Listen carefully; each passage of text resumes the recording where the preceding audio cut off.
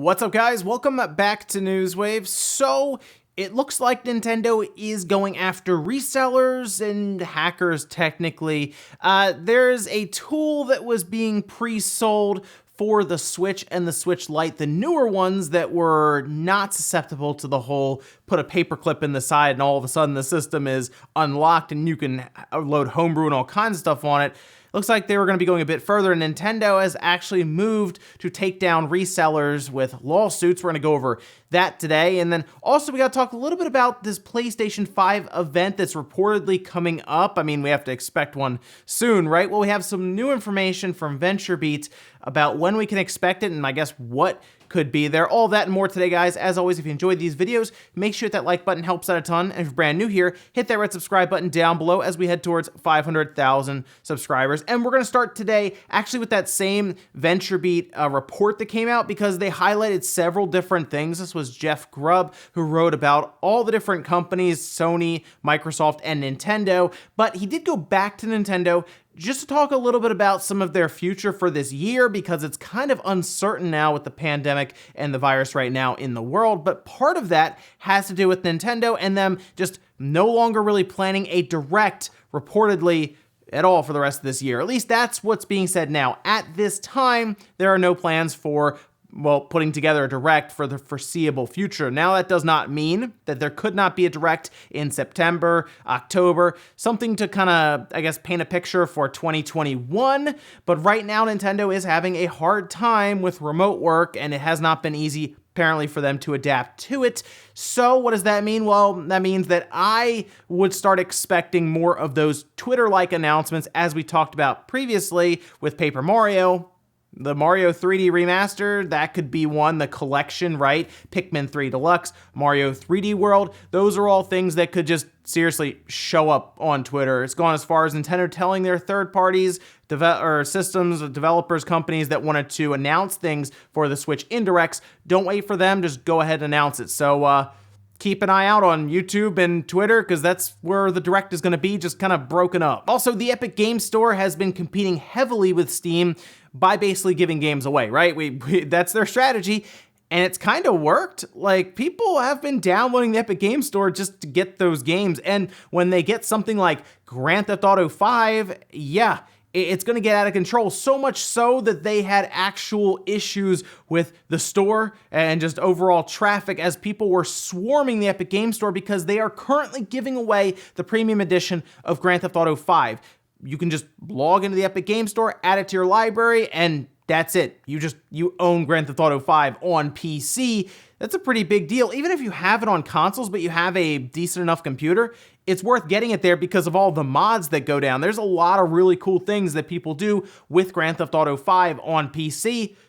I mean, it's free. It's free until the 21st, okay? So you have a few more days to decide. I know people are still very iffy on the Epic Games Store, but I mean, Grand Theft Auto 5 for free. I understand why people are rushing this right now and they're having server issues because it's Grand Theft Auto 5 for free on the PC. So yeah, probably worth downloading the Epic Games Store just to add it to the library for later. Also, do you remember how we heard about Anthem getting this little reboot, Anthem 2.0? You could say, well, I was kind of thinking it might be a quicker turnaround. It sounds like it's gonna be a little while, and this caught me off guard a bit. This was a post that was made online through BioWare for Anthem saying, incubation is a term we use internally. It essentially means we are going back and experimenting, prototyping to improve on the areas where we believe we fell short and to leverage everything that you love currently about Anthem. We are a small team, about 30-ish, earning our way forward as we set out to hit our first major milestone goals. Spoiler, this is going to be a longer process. So,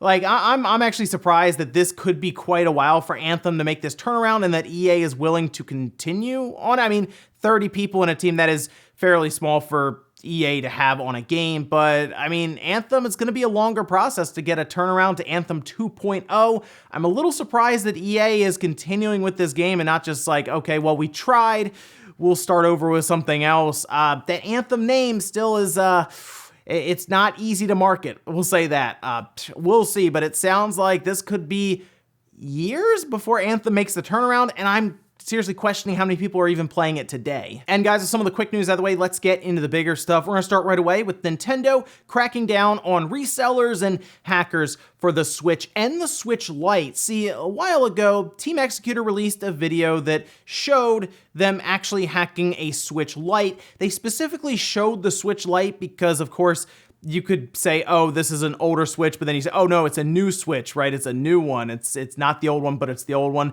Showing the Switch Lite pretty much gets rid of any doubt around the version number of the Switch or anything like that. But they showed pictures and video and all this stuff of them actually hacking the Switch Lite, which surprised a lot of people, and it sounded like they were going to be releasing a tool that goes a bit further than having a paperclip that slides into the Joy-Con rail. This seemed to be something that was going to be installed on the board, and you'd have to open up your Switch or Switch Lite to use it. Well, it does appear that Nintendo caught word of this. Shocker. It was kind of all over the internet there for a little bit when it first popped up. People were unsure it would actually be a thing.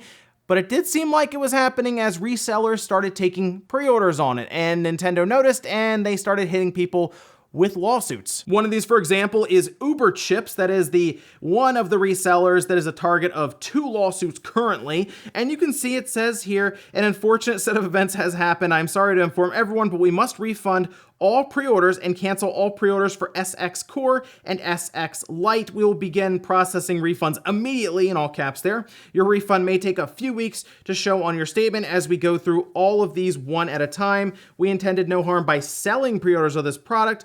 We do not have and have not had any amount of this product in hand, so we cannot ship anything to anyone. Please accept our apology for the trouble, and your money will be refunded to you as quickly as possible. Now, the other lawsuit lists several other websites that are reselling this tool from Team Executor, the SX Lite, and they are still selling it, it seems, with pre-orders. However, I assume probably by the time of this recording, they're going to be ripped down. What that read to me from Uber Chips is, it's not worth doing all of this. We're just reselling a product, taking pre-orders. We're just gonna cancel that and move on.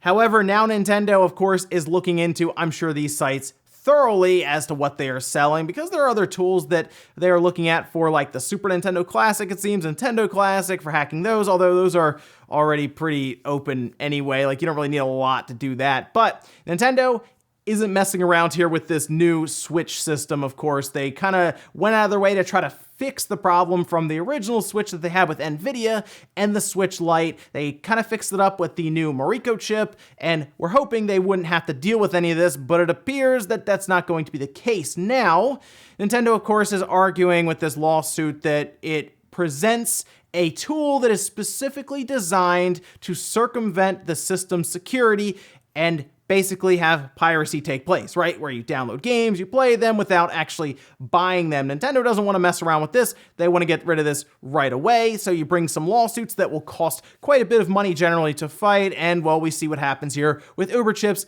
It's not really worth it. So they'll just back away from it. Now, that does not necessarily mean at this time that those we'll say devices that are being sold or done through pre-order won't eventually find their way to the market, because they probably, I'm sure, still can in some way. It just means that a lot of these resellers, I'm sure, are going to fold when it comes to selling these things. Now, according to the documents that Polygon managed to get, the lawsuit, Nintendo is seeking $2,500 per trafficking violation in each of these cases, as well as a permanent injunction to stop operations of these websites, like straight up. So they're looking to pretty much shut these things down immediately, it seems, through this lawsuit. That makes sense why Uber Chips would just say, yeah, we're not selling these things anymore. We're trying to get them out of here.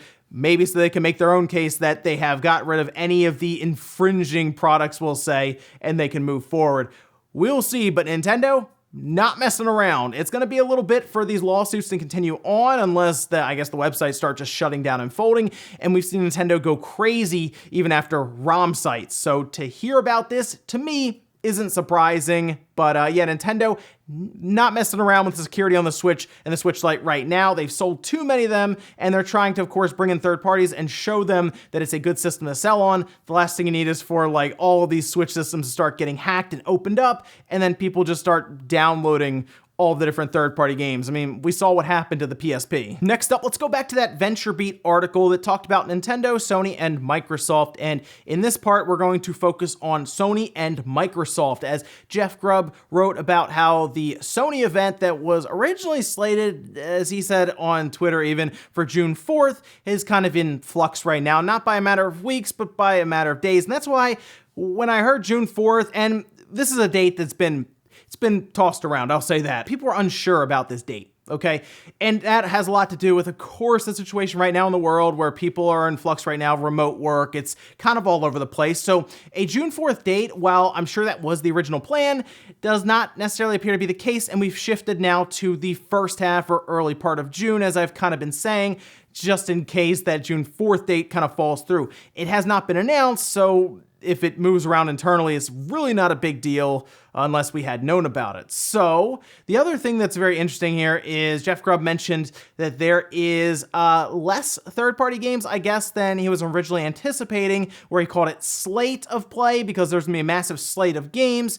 There may be less third-party games specifically, and that's something that makes sense to me because we have this whole summer games fest, for example, and while I'm sure some of these companies would like to show their third-party games at the Sony event because it's going to have a ton of eyes on it, you still get kind of overshadowed by those first-party games. That is a thing, right? Where, oh, you know, God of War 2 got announced. Some people might not care about Hitman 3 then, right? Just as an example, if it's there because, wow, God of War 2, Spider-Man 2, and the Demon's Souls remake, for example, from Bluepoint, right? That's a lot of stuff that can overshadow you. So I kind of get that, but it's definitely going to be a big blowout for Sony first-party stuff, which is what I'm sure a lot of people care about seeing anyway. Now, on the flip side, with Microsoft, there will be a bit of a battle here between the two companies, right? As we'd expect. But Microsoft most likely will have something in June, as they themselves have said. They're going to do something basically every month as they lead up to the release of the Series X, their Xbox, 2020 is what they're calling it. And the big thing now that people are expecting is for Microsoft to drop news about the rumored Xbox Lockhart system, the Series S, if you will. That would be their cheaper system, and it would make sense, especially since we hear about Sony struggling a bit with the pricing around this PlayStation 5 system. If Microsoft shows up and says, yeah, we also have a cheaper alternative, and as Jeff Grubb has mentioned in this report, it'll be about the second week of June, that could coincide with Sony and their PlayStation 5 event and kind of put a bit of a damper, I would say, on some of that PlayStation information, as they would probably, if they wanted to, tell us a price of $500, and then here's the Series S or Lockhart for $300. Sony likes to kind of play around with Microsoft and announce something ahead of like the DualSense, ahead of the Inside Xbox, right? That's just one example of many. So, hey, that could be Microsoft's shot at kind of getting back at them a bit, but look forward, I would say, to Sony's event first half of June, along with something from Microsoft also in the first half of June, and then July, Microsoft will go with their first-party studio. So the schedule here for next gen is starting to take shape, and it's very exciting. Next up, let's talk about Joy-Con drift. It's something that's even been brought back up pretty recently. I saw IGN did a piece on it, just kind of remind everyone that, hey, Joy-Con drift is still a thing, and it is, yeah. Nintendo really hasn't done a ton outside of just replacing the Joy-Cons to fix them. Yeah, I don't know if they're hoping that people just forget about it and we'll see you guys next generation. I don't know, but what's really interesting about this is people are starting to take matters in their own hands, doing some pretty wild stuff. I had made a joke previously about, oh, I got rid of the Joy-Con drift by just taking the Joy-Con stick out. I mean, it worked, but there was no stick there. But what if you replaced it with some other way to control your character in the game? Well, check this out here. This is something else. This is from Matteo Pisani. They, as they say, surgically implanted a 3D touch capacitive trackpad in place of the original analog stick. So instead of having a stick, I guess they can drift, you now have a trackpad. Now, I don't know if I would personally prefer that. It kind of reminds me a bit of the Steam controller for that, but it certainly shouldn't drift. And the whole process is documented. It's fascinating to watch and see because we have YouTube videos set up for it and a whole picture and step-by-step almost of how they went through it. a lot of work put in there, and it looks like on the back of that Joy-Con, they have a whole circuit board covered in it's like Kapton tape. There's a lot of stuff going into it, and I don't necessarily know if in its current state it would be something that most people would attempt, but the idea of replacing the Joy-Con stick with something different, something maybe better, a third-party alternative, that would be something I would really be interested in and want to look into. So I don't know if it would be this trackpad, because I'm not a big trackpad person for like the Steam controller, but hey, a new joystick, I'd be all for that. I don't know how many third parties would look into it or take it up or even be that interested, because it's not exactly a huge scene to make a bunch of money and to sell joysticks to people for them to replace it themselves in the Joy-Cons, but I hope someone takes a shot. However, this is really neat. I would go check it out. A capacitive touchpad on the Joy-Con. Who'd have thought? And in our last bit of news, while we've been talking somewhat about next generation with the PlayStation 5 and the Series X, the conversation always comes down to visuals. I mean, load times, right? Get rid of those. But a lot of times it comes down to visuals for the most part, resolution,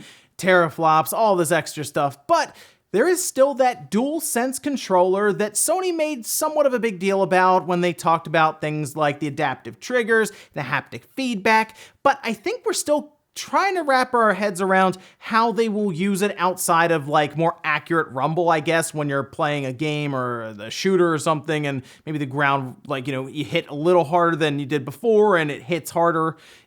There are some instances we've seen with the Switch, for example, that have been pretty neat, but this was something that caught my eye and I thought it was pretty cool. So on the podcast Play, Watch, Listen, developers, along with Alana Pierce, we're talking about next generation Unreal Engine 5 and a few other parts of it. But one thing came up that really was kind of interesting here is that the DualSense would be able to take, for example, weather effects or raindrops and simulate them in some capacity while you are playing through an environment. And that's kind of neat, actually, because they go through kind of the sound effects and recording rain in real life and then being able to put it into the environment when you're playing through a game. But to go a little further and actually have you a bit more immersed by having the controller maybe be able to simulate raindrops on the back of your hands while you're holding the controller is a cool idea, and it's not something I would have thought about. I mean, let me know if that's something you were thinking about with the haptic feedback and the DualSense controller. We've seen some parts of,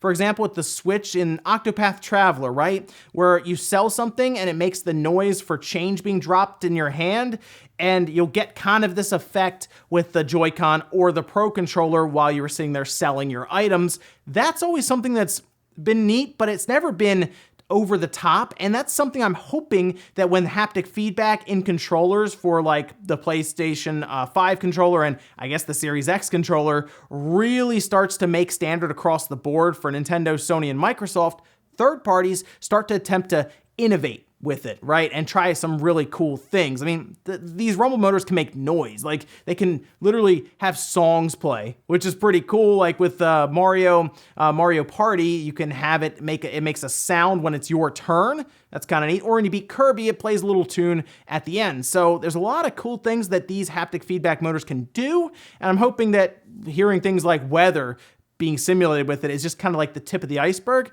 but hopefully we'll find out more as it becomes more standard across the board. And we'll finish up with the comment of the day as you're seeing here. This is from Mark Smith saying, I think Microsoft is going to attempt to steal some of Sony's PS5 thunder with the Halo info announcement. And well, Halo is probably going to be their big thing in July, which should be really, really big for them this holiday, unless Sony has something absolutely wild ready for launch. I'm starting to wonder if they're going to really rely somewhat on the backwards compatibility, have Ghosts and have Last of Us there ready to go with some kind of patch to move them up, a Gran Turismo, maybe a Ratchet and Clank, but like if Halo Infinite's across from them, that's probably the best launch title then out of all of that. Like I said, Sony has to have something there. I think Microsoft will attempt to blindside Sony somewhat with Lockhart in June, maybe even drop the price for Lockhart. That'd be a big deal if they said, oh yeah, it's $300, we have another SKU, it's the Series S, get ready this holiday. That'll be something crazy, but I think Microsoft wants a little bit of revenge after what Sony's been doing to them over the past 6 months or so with announcements after or before Microsoft attempts to make an announcement and they kind of steal the thunder. We'll see if they can do that in June though, but exciting stuff though coming up. And guys, it's gonna do here for Newswave. Enjoyed this video, hit that like button, really helps out. If not, hit the dislike. Leave comments down below about everything we talked about today, whether it is Nintendo and the Direct's kind of being pushed back, but then we hear about Sony and Microsoft ready to go at it here in June and July and going forward. A lot of stuff happening, but next gen is definitely coming up pretty quick. Or what about the joystick in your Joy-Con being replaced with a capacitive touch? Would you rather just have new joysticks released by third parties that can potentially fix the drifting issues? And then what about Nintendo dropping lawsuits on resellers to try to protect the Switch and some of the security issues that we're starting to see pop up from Team Executor? Thanks so much guys for watching, and I'll see you next time.